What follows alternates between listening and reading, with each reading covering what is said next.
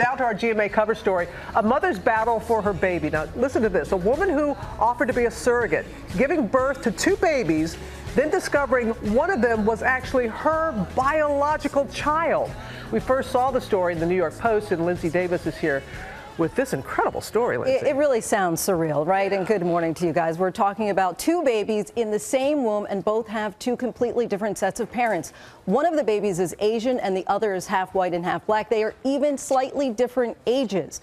You're about to hear from a woman who agreed to be a surrogate. She became pregnant with one baby as a result of IVF, and then managed to become pregnant naturally with another baby at the same time. For Jessica Allen and her husband Wardell Jasper, there is no greater blessing than their children. After two healthy pregnancies, the California couple decided to pay it forward, and Jessica signed up to be a surrogate. No woman in the world should have to live their life without experiencing the love and the bond from a mother and a child. Jessica was matched with a couple, and in April of 2016, she says one of their embryos was successfully implanted into her uterus. 6 weeks into the pregnancy, she says her doctor noticed something rather unexpected. He goes, well, I definitely see that there's another baby. The chance of embryo splitting is very small, but it does happen. And, I just thought, I was very surprised. Jessica delivered what she believed to be identical twin boys via C-section. She says she never got to see them in person, but was shown a photo. I did notice, one was much lighter than the other.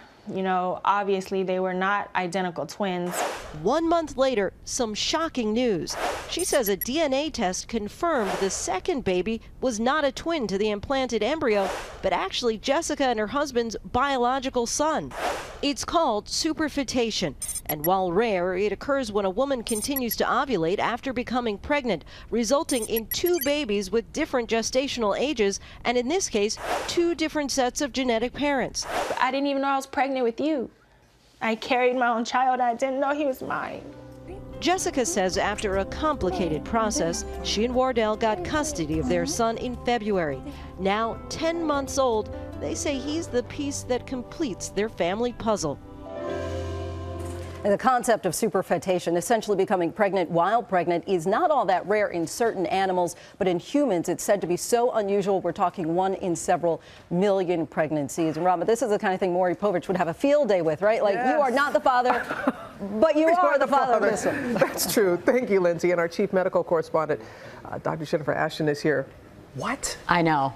This is incredibly rare. It's so rare there are, in fact, maybe 11 case reports in the world literature. Most OBGYNs, myself included, will never see it. Most people haven't even heard of it.